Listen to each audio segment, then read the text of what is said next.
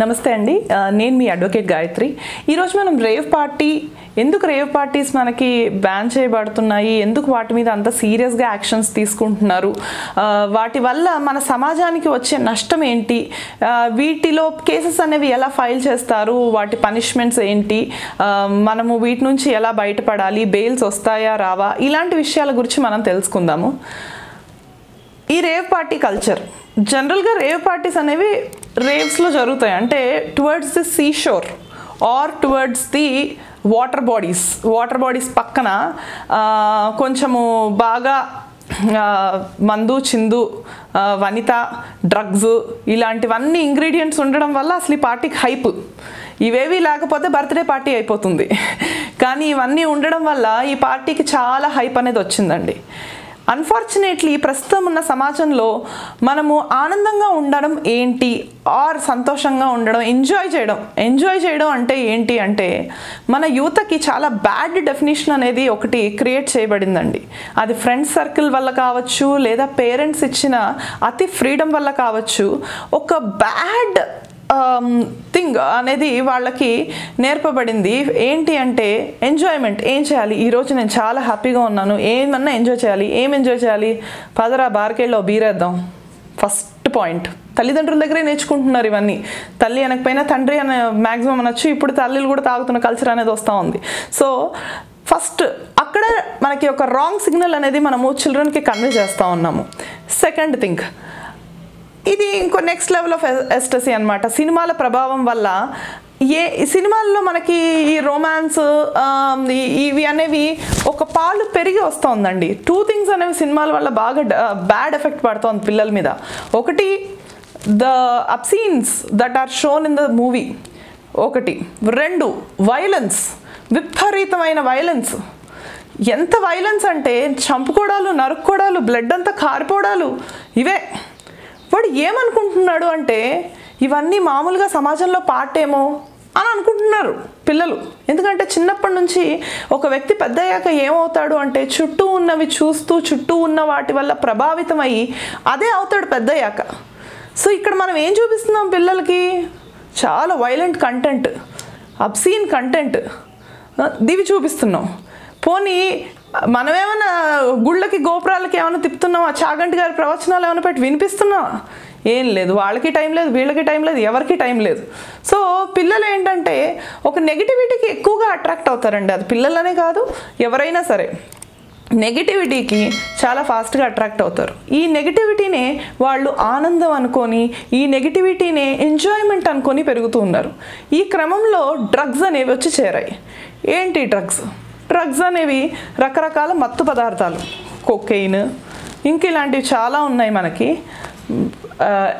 ఎంఎండిఏ అంటారు ఇంకా కొకెయిన్ అంటారు ఇంకా ఎల్ఎస్డి అంటారు ఇంకా చాలా రకాలు ఉన్నాయి మనకి గంజాయి చెప్పలేం ఇవన్నీ లేకపోతే 4 పెయిన్ కిల్లర్ మాత్రలు ఉంటాయి కదా వాటిని పొడగొట్టుకుంటే కూడా అది ఎన్డీపీఎస్ఏ అది డ్రగ్గే ఎనీథింగ్ అతి సర్వత్ర వర్జేత్ anything beyond a dosage is harmful to your body, is harmful to the surroundings, is harmful to your society, is harmful అంతే ఏదైనా ఇప్పుడు ఒక వాన పడుతుంది ఇది నిర్ణీతమైన కాలంలో నిర్ణీతమైన పడాల్సినంత క్వాంటిటీలో పడితేనే పంటలు బాగా పెరుగుతాయి అందరికీ దానివల్ల ఉపయోగం అదే వాన ఒక సునామీ అయ్యో అదే వాన ఈదురుగాలులతోటో అలా వచ్చిందనుకోండి పంట నాశనం అయిపోతుంది జనజీవనం స్తంభించిపోతుంది అతి సర్వత్ర వర్జయేత్ అది ఏదైనా కానివ్వండి ఇక్కడ ఏమైపోతుంది అంటే ఫ్రెండ్స్ అండ్ పియర్స్ ప్రభావం వల్ల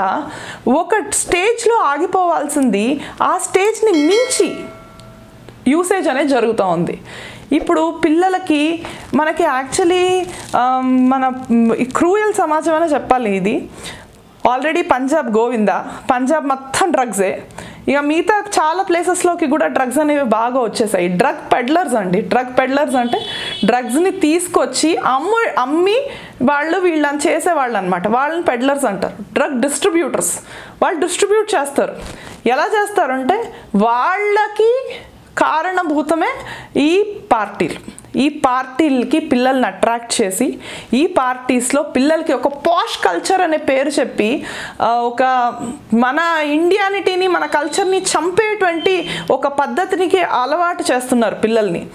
డ్రెస్సింగ్ సెన్స్ కానివ్వండి, ఎక్కడి నుంచి ఏదైనా అంతా.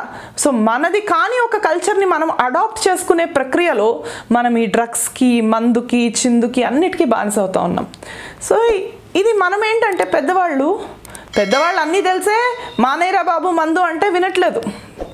వాళ్ళని రీహాబ్ సెంటర్స్లో చాలా చేయాల్సి వస్తుంది. కొంతమంది వాటికి కూడా వినట్లేదు. Today they are feeling that it is part of life. ఇది తాగడం అనేది సొసైటీ ఒక సోషల్ ఇది వెల్ బీయింగ్ లాగా, ఒక సోషల్ స్టేటస్ లాగా ఫీల్ అవుతున్నారు అనమాట.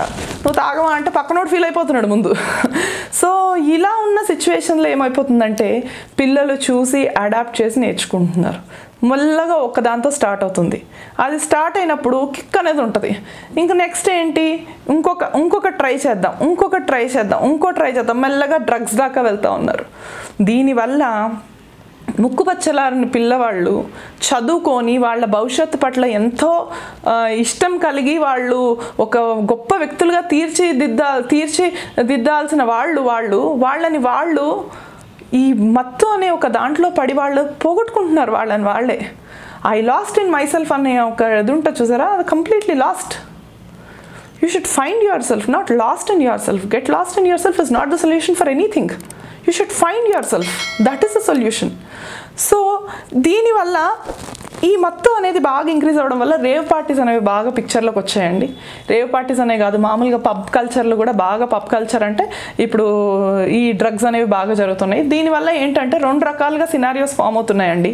హెవీ లైటింగ్, విపరీతమైన సౌండ్, డ్యాన్స్. ఎందుకంటే వాడు మత్తు తీసుకున్న తర్వాత వాడికి అంత లైటింగ్, అంత డ్యాన్స్ ఉంటే కానీ వాడి కళ్ళు కానదు. ఫస్ట్ థింగ్, అది మత్తు కమ్మేసి ఉంటుంది కాబట్టి వాడి కళ్ళు కానదు.